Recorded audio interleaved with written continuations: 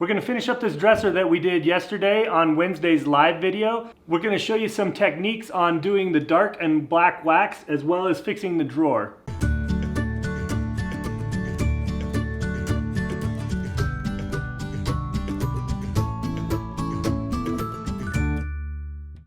In yesterday's video, we started by pouring an applique using the amazing casting resin and amazing mold putty that we carry on our website. Then we took the IOD wildflower transfer and cut it out, placing 3 of the 4 flowers that come with the transfer onto the dresser. Once the resin applique was dry, I used E6000 glue to glue it to the back, and we used the applicator to finish putting the transfer onto the dresser. I've got that bottom drawer that was all busted up here, and it is time to fix this thing. It's in pieces, it's falling apart, won't slide good. So I'm gonna take this bottom out. Everything else looks in pretty decent shape. Let me see if I can just slide this up out of here. Whoa! Now it's more of a fix. Back end's coming apart.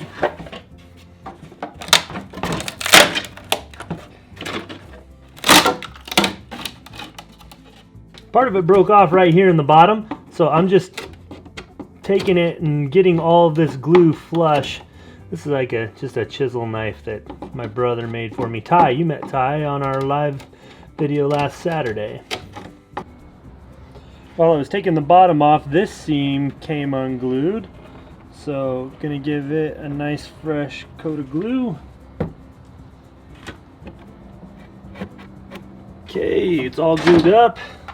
Time to clamp it up. I'm just going to use this big clamp on the bottom. Alright, that pulled that together nicely. I've got a little bit of glue down here. I'm going to see if I can get this to also pull together. Okay, so that tightened up too. Now that I've got that tightened up, I'm going to go ahead and slide the new piece back down in here, and we'll go from there. The bottom of the old drawer on my dresser was 34 1/8. I'm just taking my drywall T-square, very handy for doing this. I think they're like 15 bucks, but love them for making straight lines and getting stuff square. So I'm going to cut this line, and this is going to be the new drawer bottom. This is 6mm underlayment is what I'm using. And pretty inexpensive. I think this sheet was like $6. You can buy a full sheet, full 4x8 foot sheet for about 13 or 14. Okay, the sides are all glued up. I'm just gonna fit this in the front here. All right. You can take regular nails and nail them in. I'm just gonna use my staple gun. This is just 18 gauge. I'm using 1-inch nails. I'm not going to put any nails on the sides or the front, that way it can handle some expansion and things, and that'll keep everything kind of where it needs to be. Alright, nice new drawer in the bottom there. So I've got a few spots here on the dresser. You can see these brown spots are bleed through from original stain or tannins. There's some hot pink from an old pin. We're going to go ahead and spray it with Zinsser shellac, and then we'll just do 2 coats and then chalk paint right over the top once it's dry.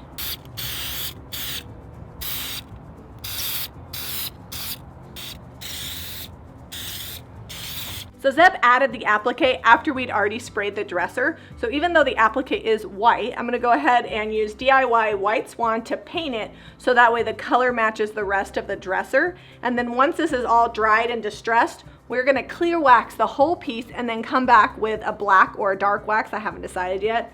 And we're gonna bring out all the detail in this applique by adding a dark or black wax. I'm using my French round paint pixie because it gets into all the details really good. Otherwise it wouldn't get paint everywhere. I guess we could have busted out the sprayer and sprayed this, but it's just a little piece. One of the things I like to do is take the paint and just kind of push it into any crack that might be there.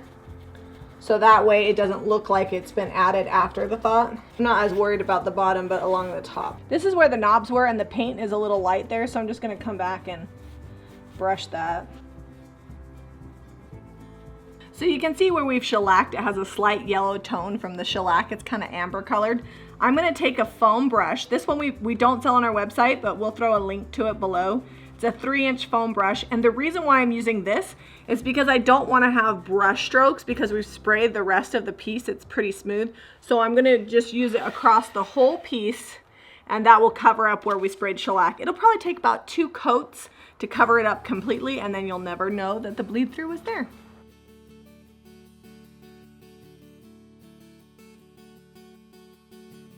Here's a little tip when you're using a foam brush. Once I get my coat all the way on there, I just take my foam brush, I lightly go across it, and I'm removing any strokes that I may have had from the foam, and it just smooths it out. It works the same way if you're putting on like a liquid top coat and using a foam brush. If you just go over it lightly before it dries, it'll smooth it out and give you a better finish. The next step is going to be distressing. I'm using 220 sandpaper. This is just a sanding disc because all we seem to keep around is our orbital sandpaper, but if you have a sanding sponge, that would work as well. I'm just going to go over it and lightly distress the edges as well as smooth out the top.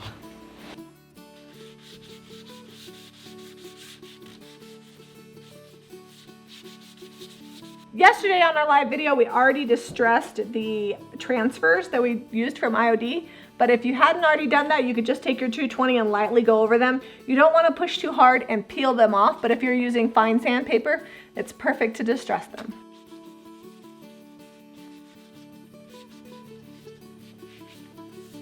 Jamie's got this distressed how she wants, so I'm just going to be putting the knobs back on, and then we'll be ready to wax.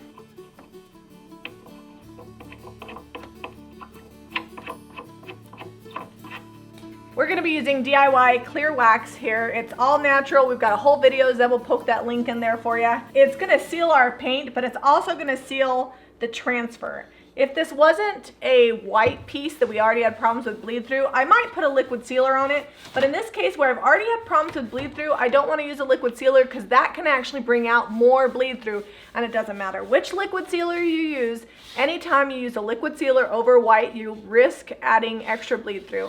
Most of the time with clear wax, if you don't already have bleed through coming through the paint, you won't get any more with clear wax. So it's usually a safe bet. We're going to do 1 coat of clear wax on here, and then we're going to let it dry, do a 2nd coat of clear wax, and then we're going to come back and use a black wax to bring out the detail.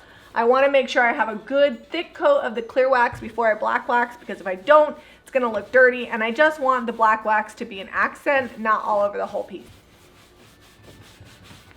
We're also going to be waxing right over the top of the applique with the clear wax. Once the clear wax has dried a little bit and we'll buff off what we can on the details, we'll go ahead and put some dark wax over the top.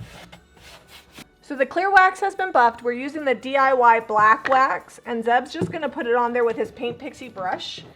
He's going to just put it on where we want the detail and buff it off, and I'm here with the clear wax in case we need to pull any off. So you can see how that was kind of washed out. It didn't have much detail showing at all. And now you can really see that there's actually something there. You can see, look, I'm taking this clear wax and I'm hitting the areas where the black is kind of muddy looking. I mean, you're going to get a little bit of dark on there, but it just kind of cleans it up. Okay, now you can buff that off. So I'm using a clean part of the rag so I don't smear it. This is how you get a controlled dark wax, and you want to make sure that you've waxed it ahead of time, and then you can go ahead and use the clear wax to pull off that dark wax if you want to get that one more time. Okay, we're also going to do this. We'll show you in a few other areas. We want to bring out these cracks that are in here, so we're going to go ahead and black wax those too. I don't want to have too much excess in the black wax, so I'm just scraping it off on the lip here.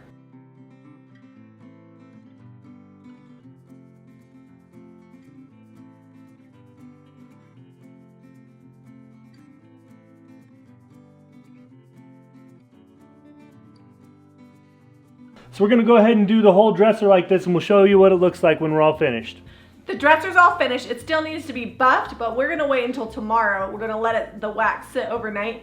Then we'll give it a really good buff and it'll be ready to go. I think it turned out pretty good. It's actually a really big dresser, so the transfers fit on here really nice without dominating the whole piece. If we'd had a smaller dresser, we may have used just one up the side or something like that, but it worked out to use 3 of them on here, and we have an extra transfer to use on something else. We're going to be taking this with us to the DIY Expo. Zeb's going to link it below. Zeb and I are going to be teaching, showing flips. We'll be doing the before and after of this piece as well as 2 more pieces and talking about how to make money flipping furniture. So if you're interested, definitely check it out. It's going to be Saturday, October 27th. The expo is actually the 26th and the 27th, but we'll be there on the 27th teaching from 10:30 to 11:30. Here's a rundown of products that we use today. You can find them on our website at jamirayvintage.com. We use the DIY paint in White Swan, and then we came down and we used the Wildflower Transfer by IOD that we just rubbed on with the little stick that it comes with, and then we used mold putty to make an applique that we poured white resin into. We carry the amazing casting resin and the mold putty on our website, so you can make your own molds and cast them to make appliques for all your furniture.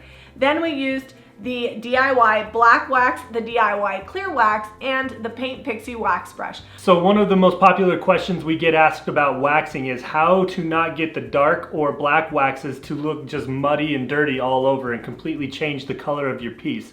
You start out with the clear wax or seal it with a top coat. In this case, we did the clear wax, then we went over with the dark wax. Then we used the clear wax to pull it off in the areas that we didn't want to using a lint-free rag and then buffing it back in. And you can do that, it's gotta be pretty fresh. You don't wanna let it, so if you're doing it by yourself, just do a section and then come back with the clear and then wipe it off. And that'll keep it from getting real muddy and just keep it down in the details where you want the dark color. If you like this video, please share it. If you have any questions or comments about the techniques we used in this video, please ask or comment below because we want it to be easy for you guys to achieve this look at home. Before we go, please comment below also and let us know if you're a fan of dark and black wax. I don't use it a lot, but Zeb says we need to use it a little more. Make sure that you hit that notifications button so you're not missing any of our DIYs or live videos. Give us a thumbs up and subscribe to Jami Ray Vintage for more DIY.